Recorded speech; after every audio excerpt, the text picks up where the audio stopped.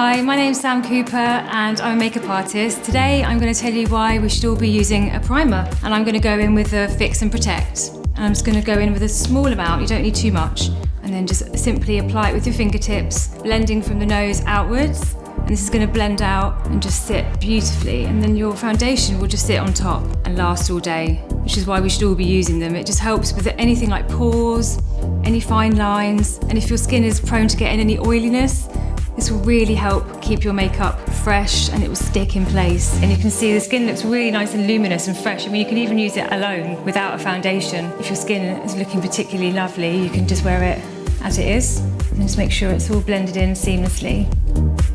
For all tips and tricks, please don't forget to subscribe below.